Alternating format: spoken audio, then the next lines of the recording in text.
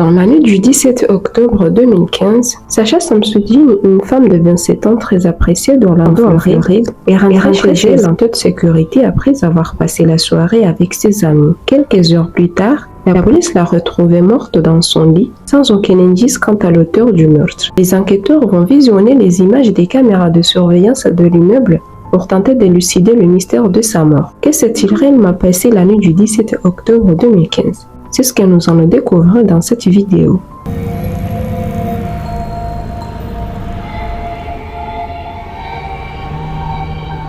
Aujourd'hui, nous allons parler de l'histoire tragique de Sacha Samsudeen, une femme sans histoire qui avait la joie de vivre, bien qu'elle sera assassinée dans son propre appartement, laissant derrière elle une douleur immense pour sa famille et ses amis. Sacha Samsudeen est née le 4 juillet 1988 à New York. Après avoir terminé le lycée, elle a déménagé à Orlando en Floride avec sa famille où elle a obtenu son diplôme de l'Université de Floride. Elle a ensuite décroché un emploi en tant que responsable des médias sociaux pour une société immobilière spécialisée dans la location d'appartements à Orlando. Son travail consistait à établir des liens avec les personnes à la recherche d'appartements à Orlando ou de maisons potentielles. Elle aimait se promener et visiter diverses communautés d'appartements pour pouvoir aider les gens à trouver leur logement idéal.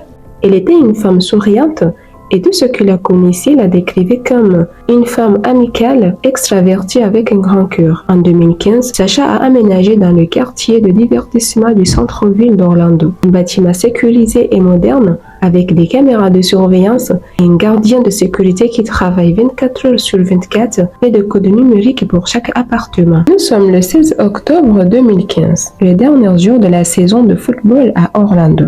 Sacha et ses amis sont allés soutenir leur équipe préférée et le match s'est terminé par une victoire. Le groupe est ensuite allé célébrer la victoire dans le bar Nightclub Attic. Vers minuit 30, Sacha a quitté seul le bar sans dire à ses amis où elle avait l'intention d'y aller. Avant de partir, elle avait prévu de prendre le petit déjeuner le lendemain matin avec son ami Anthony Rupert. Ce sera la dernière fois qu'il la verra vivante. Au petit matin du 17 octobre 2015, Anthony Rupert est arrivé au rendez-vous pour le petit déjeuner comme Sacha l'avait prévu la veille. Et cette dernière ne s'était pas présentée.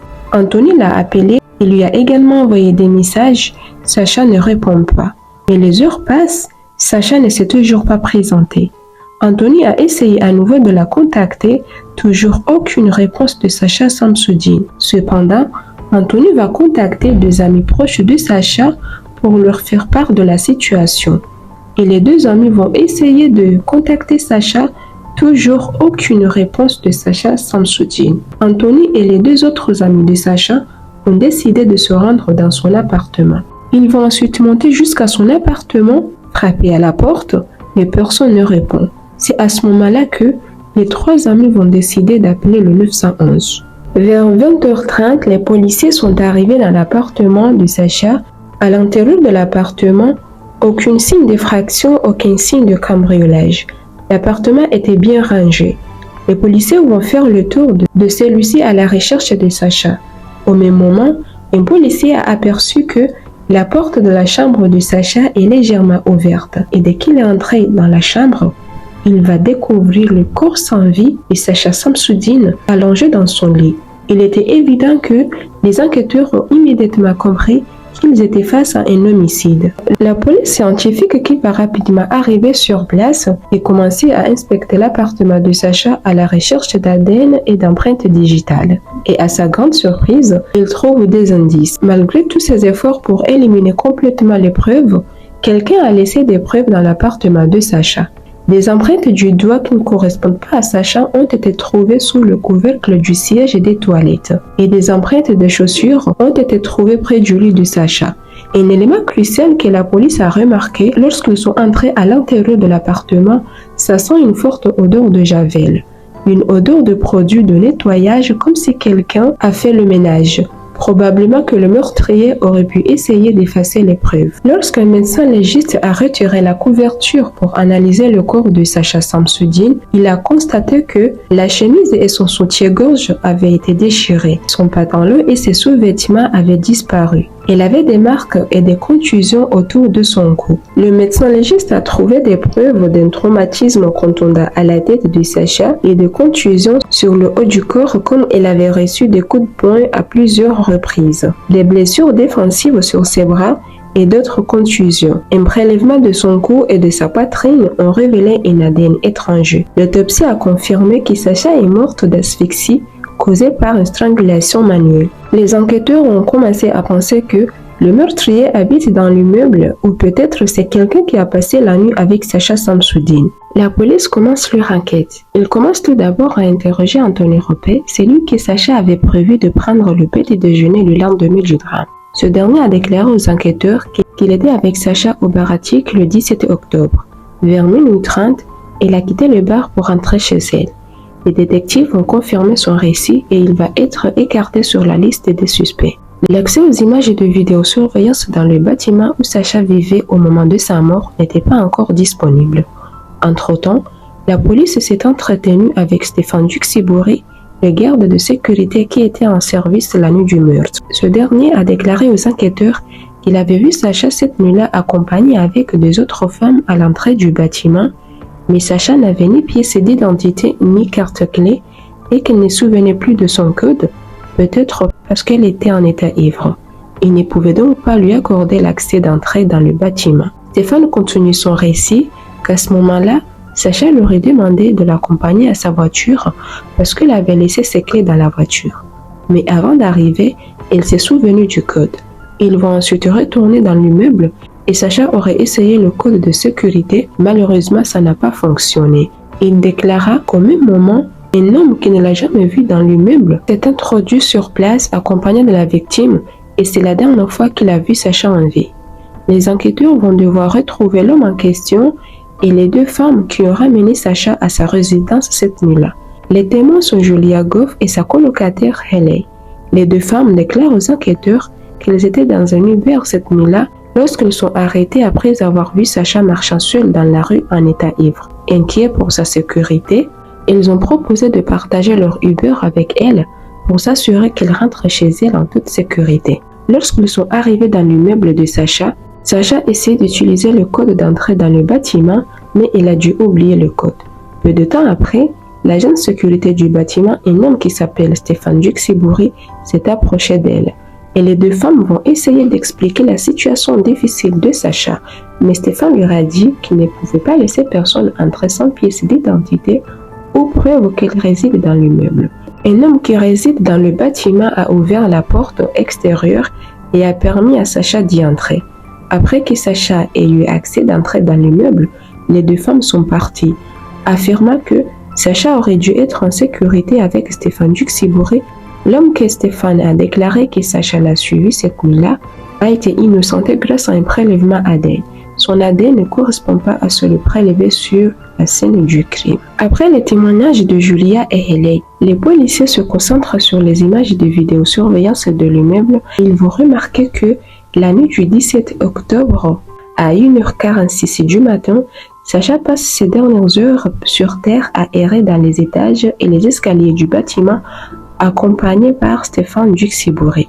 Les images révèlent un homme non identifié demandant à Sacha si elle va bien, en raison de son état d'ébriété, et Sacha lui répond « Oui, je vais bien ». Vers 2h06 du matin, on la voit courir dans les escaliers, suivie par Stéphane, l'agent de sécurité. Il est à noter que Stéphane avait déclaré aux enquêteurs l'avoir accompagnée jusqu'au parking pour récupérer ses clés. Il est probable que cela justifie son récit. Quelques minutes plus tard, on la voit revenir dans l'immeuble. Cela pourrait correspondre au moment où Sacha se souvient de son code pour entrer dans l'appartement. À partir de là, personne ne l'a revue. Il est possible qu'elle soit entrée dans son appartement car il n'y a pas de caméra qui montre son entrée. Alors que les policiers continuent à observer les images sur tous les étages, ils remarquent quelque chose de très important. Stéphane Duxibori arpente les étages et les escaliers proches de Sacha pendant près de 40 minutes. À 6h36, il a été vu en uniforme transportant des sacs poubelles blancs avec des poignées rouges par une porte menant au garage du deuxième étage où sa voiture était garée. Ces mêmes sacs ordures ont été retrouvés dans l'appartement de Sacha. 2 minutes plus tard, on le voit rentrer dans le bâtiment sans les sacs, après avoir initialement affirmé aux enquêteurs qu'il avait quitté le travail à 6 heures du matin. Les policiers vont se renseigner pour savoir si ramasser les ordures des résidents fait partie de son travail. Malheureusement, ce n'est pas le cas. La police demande à Stéphane de passer au détecteur de mensonges.